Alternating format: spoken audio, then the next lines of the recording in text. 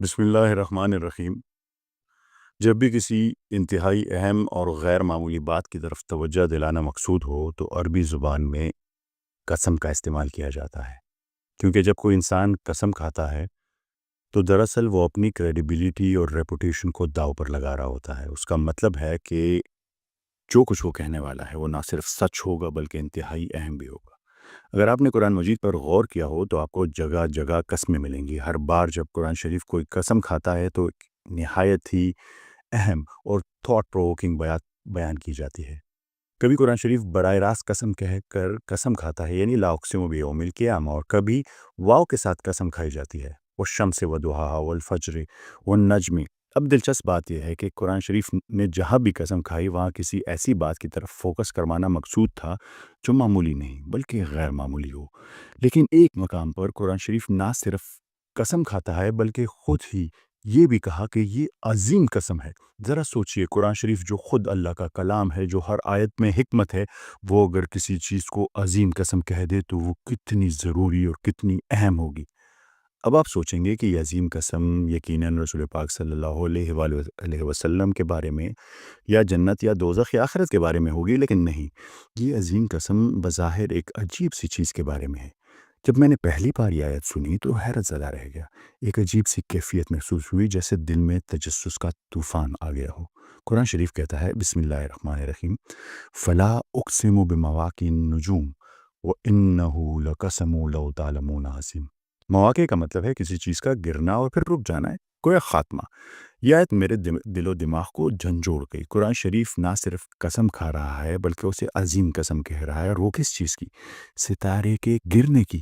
آخر اس میں کیا راز ہے ستارے کے گرنے میں؟ اور پھر فوراً اگلی آیت میں قرآن شریف نے کہا، یہ ایک عظیم قسم ہے اگر تم جان سکو۔ یہاں ایک کنڈیشن لگا دی، لو تعلمون، اگر تم جانتے ہو، یعنی عظمت ان پر واضح ہوگی جو علم رکھتے ہوں، جو کائنات کی حقیقتوں کو سمجھتے ہیں۔ اور یہی وہ لمحہ تھا جب میرے وجود میں ایک عجیب سی کیفیت بنی۔ میں نے خود سے پوچھا، آخر ایک ستارے کے گرنے میں ایسی کیا بات ہے جس پر اللہ تعالیٰ نے صرف قسم نہیں کھائی بلکہ اسے عظیم قسم کہا؟ میرا تجسس اور بھی بڑھ گیا۔ میں نے سورہ واقعہ کو غور سے پڑھا اور اس عظیم قسم سے پہلے کے کچھ آیات کی طرف رجوع کیا۔ میں نے پایا کہ اس حلف والی آیات سے پہلے قرآن شریف نے ہم سے 4 عجیب سوال پوچھے، گویا کوئی اشارہ، کوئی ہنٹ دے رہا ہو۔ افریتم ما تمنون، کیا تم نے اس نطفے پر غور کیا جس سے تم پیدا ہوئے ہو؟ پہلا سوال۔ دوسرا، افریتم ما تورثون، کیا تم نے اس بیج پر غور کیا جو تم زمین میں بوتے ہو؟ تیسرا، کیا تم نے اس پانی پر غور کیا جو تم پیتے ہو؟ چوتھا، کیا تم نے اس آگ پر غور کیا، اس کے لیے جو لکڑی استعمال کرتے ہو اس پر غور کیا؟ میں اور بھی حیران رہ گیا۔ 4 سوال اور پھر عظیم قسم، ان سب کا آپس میں کیا تعلق ہے؟ یہ سوالات کچھ اور ہی اشارہ دے رہے تھے۔ ہر سوال ہماری اوریجن کی طرف اشارہ کر رہا تھا، نطفہ ہیومن کریشن کی طرف، سیٹ پلانٹس کریشن کی طرف، water source of all life, اور لکڑی فیول اینڈ ٹرانسفارمیشن کی طرف۔ میں مزید حیرت میں ڈوب گیا۔ یہ سب چیزیں کس چیز سے بنی ہیں؟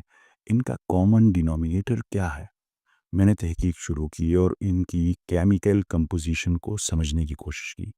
تب مجھے پتہ چلا کہ تقریباً ہر چیز میں آکسیجن، نائٹروجن، کاربن، پوٹاشیم جیسے ایلیمنٹس موجود ہیں۔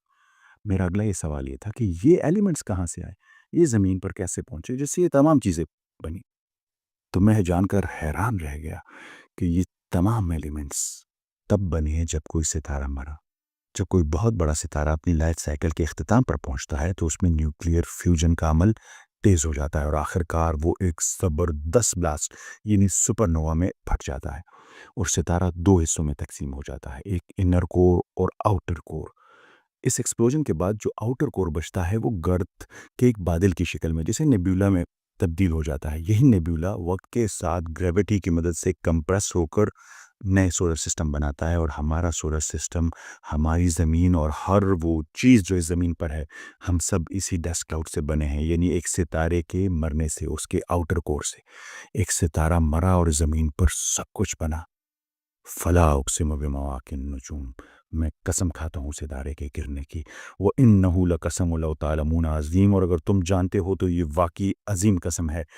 1400 سال پہلے قرآن شریف نہ صرف ستاروں کے گرنے کا ذکر کرتا ہے بلکہ اسے عظیم قسم کہتا ہے، اور آج ماڈرن ایسٹرو فزکس یہی کہہ رہی ہے کہ زمین پر زندگی کے لیے تمام ایلیمنٹس سپر نووا کے نتیجے میں وجود آئے۔ وجود میں آئیں۔ And we go from raw ingredients drawn from the periodic table of elements forged in the hearts of stars that are everywhere in the universe, by the way. The ingredients of life, hydrogen, carbon, nitrogen, oxygen, they're the most common ingredients in the universe. چنانچہ جب ہم سمجھ گئے تو معلوم ہوا کہ ستارے کی موت کتنی اہم ہے اور قرآن شریف نے اسے عظیم قسم کیوں کہا۔ ذرا غور کیجئے، قرآن شریف میں ہمارے لیے ایسی واضح نشانیاں موجود ہیں، پھر ہم اتنے غافل کیوں ہیں؟ یہ ہماری ذمہ داری ہے کہ ہم اسے نہ صرف سمجھے بلکہ اسے باقی دنیا کے ساتھ بھی شیئر کریں۔ پر ہم کیوں نہیں کر رہے؟ ہم اتنے غافل کیوں ہیں کہ ہم اللہ تعالیٰ کو کل کو جواب دے سکیں گے کہ اتنی واضح نشانیوں کے باوجود ہم اندھے بہرے گونگے کیوں تھے؟ لیکن رکیے، ابھی یہ کہانی ختم نہیں۔ وہ ستارہ جو پھٹتا ہے، جس کے آؤٹر کور سے میں، آپ اور اس دنیا میں موجود ہر چیز بنتی ہے، اس کے انر کور کا کیا ہوا؟ جب آپ انر کور کے رازوں کو سمجھیں گے تو اس قسم کی عظمت آپ کی نظروں میں اور بھی بڑھ جائے گی۔ یہ ہماری سیریز غور و فکر کی 14 قسط تھی۔ اگلی قسط میں جب ہم ملیں گے تو ستارے کے گرنے یا مرنے کے بعد جو انر کور بچتا ہے اس پہ بات کریں گے۔ آپ سب کی سماعتوں کا بہت بہت شکریہ۔ ملتے ہیں اگلی قسط میں۔ اللہ حافظ۔